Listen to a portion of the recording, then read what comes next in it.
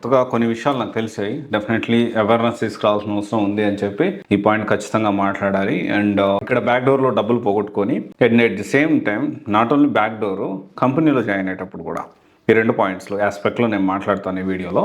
అయితే ఇక్కడ ఏం జరుగుతుందంటే కొంతమంది స్టూడెంట్స్ తెలియక ఏం చేస్తున్నారంటే వాళ్ళు జాబ్ వచ్చింది కదా అని చెప్పి సాఫ్ట్వేర్ ఉద్యోగం వచ్చేసింది అనే హ్యాపీనెస్లో, సంతోషంలో వాళ్ళు తెలియక చిక్కుల్లో పడుతున్నారు. దీన్ని edtech companies and at the same time కొన్ని బ్యాక్డోర్ కంపెనీస్, కొన్ని కంపెనీస్, ఇక్కడ 3 కూడాను ఓకే. ఎడ్టెక్ పేరుతో మోసం చేసే కొన్ని ఇన్స్టిట్యూట్స్ అండ్ తర్వాత వచ్చేసి కంపెనీసు అండ్ బ్యాక్డోర్ కోసమే ఓపెన్ చేసే కంపెనీస్, ఈ 3 ఈ ఆస్పెక్ట్ని చాలా తెలివిగా చట్టానికి దొరకకుండా చాలా మంది స్టూడెంట్స్ని మోసం చేస్తున్నాయి. అండ్ దీనికి తెలియక చాలా మంది పిల్లలు అగ్రెసివ్ అయిపోయి చిక్కుల్లో పడుతూ ఉన్నారు.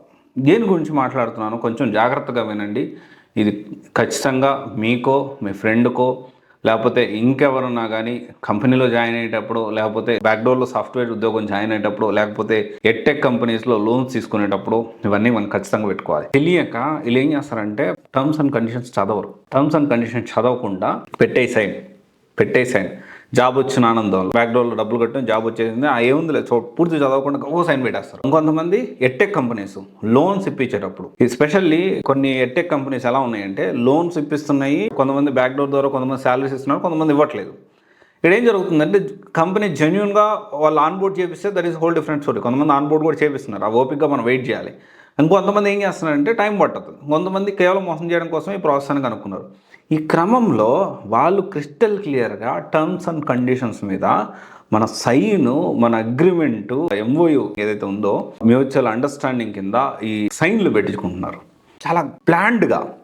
ఇదంతా చట్ట ప్రకారమే జరుగుతుంది. ఎక్కడా కూడా ఇల్లీగల్ అనేది కాన్సెప్టే ఉండదు. ఇల్లీగల్ అనే కాన్సెప్టే ఉండదు. కొన్ని ఎడ్టెక్ కంపెనీస్, కొన్ని బ్యాక్డోర్ కంపెనీస్ ఈ ప్రాసెస్ని ఫాలో అవుతున్నాయి. అండ్ ఇది డెఫినెట్లీ చెప్పిన తర్వాత నా మీద హేట్ రేట్ కూడా పెరగవచ్చు, అండ్ నా మీద కూడా కుట్ర జరుగుతుందనే విషయం నాకు అర్థమైంది. కొంతమంది సో ఇన్ని బయటకు బ్యాక్డోర్ కంపెనీస్ నుంచి బయట పెడుతున్నాడు, తర్వాత ఈ ఐఏఎస్ ఇన్స్టిట్యూట్స్ బయట పెడుతున్నారు, కొంతమంది వాంటెడ్గా నన్ను కార్నర్ చేయాలని కూడా చూస్తూ ఉన్నారు. But it's okay, time will decide. ఎవరు ఏంటి అని టైం డిసైడ్ చేస్తుంది. ఓకే, కొంతమంది సేవ్ అవుతారు కదా, అది నాకు చాలు హ్యాపీ. అండ్ డెఫినెట్లీ నా మీద కావాలని హేట్ రేట్ పెంచే లేకపోతే కార్నర్ చేసే వాళ్ళందరూ కూడా ఏంటి అంటే టైం విల్ డిసైడ్ అండి, ప్రాబ్లం లేదు. నేను చేసే పని మంచిదే, ఖచ్చితంగా నన్ను దేవుడు కాపాడతాడు. ఎవరైతే చూస్తూ ఉన్నారో ఎంతో కొంతమంది నేను బాగుండాలి అని కోరుకునే వాళ్ళు కూడా దీన్ని సేవ్ అయిన వాళ్ళు, నేను చెప్పి తీసుకొచ్చి అవేర్నెస్ తీసుకొచ్చిన తర్వాత సేవ్ అయిన వాళ్ళు కొంతమంది అయినా కానీ నేను బాగుండాలని కోరుకుంటారు కదా, అది చాలు, నన్ను దేవుడు కాపాడతారు.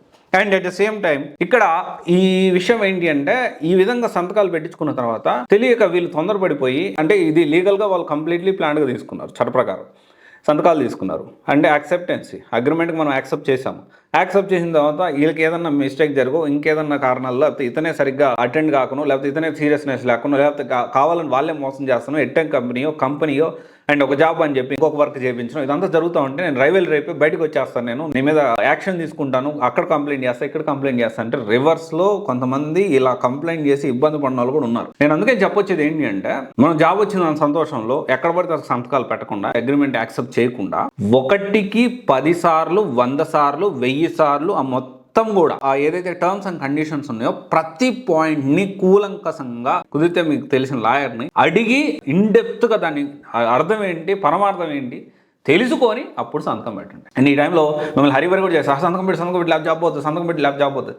బట్ టర్మ్స్ అండ్ కండిషన్ సంతకం పెట్టేటప్పుడు 1కి 10 సార్లు ఆలోచించకుండా నువ్వు కంపెనీలో జాయిన్ అనేది దెబ్బ అయిపోతావు. కంపెనీలో సంతకం పెట్టేటప్పుడు ఎలా దెబ్బ అవుతుందో దాని గురించి కూడా డీటెయిల్ వీడియో చేస్తాను, ఎందుకంటే చాలా పెద్ద స్టోరీ అది. అండ్ ఎడ్టెక్ కంపెనీ ఎలా చేస్తాను దాని గురించి కూడా చేస్తాను. బట్ ఓవరాల్గా ఏంటి అంటే ఈ టర్మ్స్ అండ్ కండిషన్స్ మీద సంతకం పెట్టడం మాత్రం జాగ్రత్తగా ఉండండి. వన్స్ సంతకం పెట్టిన తర్వాత మనం కొన్ని అనుకున్నా, మనం లీగల్ యాక్షన్ తీసుకోవాలనుకున్నా తీసుకోలేని పరిస్థితి అనేది ఏర్పడుతుంది.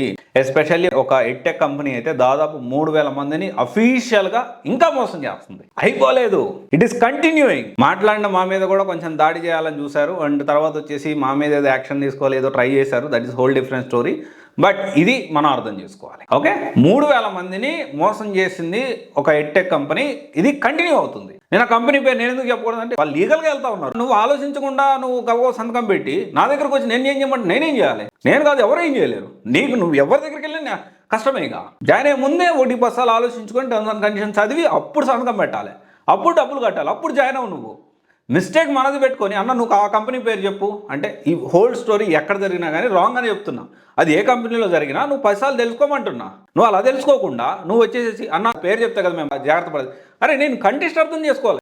ఇప్పుడు నాకు ఆ కంపెనీ పేరు తెలిసింది, మరి తెలియకుండా ఇంకో కంపెనీలో జరిగితే దానికి ఏం చేస్తావు? నేను నీకు అవేర్నెస్, నా తమ్ముడు అన్న నా చెల్లెలను లేకపోతే మా ఫ్యామిలీ మెంబర్స్లో సిబిఐసిని కానీ నన్ను కానీ ఫాలో అయ్యే ప్రతి ఒక్క స్టూడెంట్కి అవేర్నెస్ తీసుకురావడానికి చాలా రిస్క్ చేసి చాలా ఎకో సిస్టమ్ కూడా నేను బిల్డ్ చేసుకున్నాను. సపోర్టింగ్ ఎకో సిస్టమ్ని బిల్డ్ చేసుకున్నాను నేను. కేవలం ఇదంతా నేను పబ్లిక్లో మాట్లాడుతున్నాను కాబట్టి. మీకు అవేర్నెస్ ఇంత అవేర్నెస్ తీసుకొస్తా ఉంటే మళ్ళీ నా మీద కూడా రివర్స్ అవుతారు. నువ్వేనా ఆ పేరు చెప్పు, ఈ పేరు చెప్పు అంటారు. నేను చాలా సోఫిస్టికేటెడ్గా, చాలా డిప్లొమాటిక్గా నాకు సాధ్యమైనంత వరకు నేను ఇబ్బంది పడకుండా జాగ్రత్త పడుతున్నా. If it is there definitely ఒక లీగల్ కాన్సిక్వెన్స్ నేను ఫేస్ చేస్తాను. That is whole different story.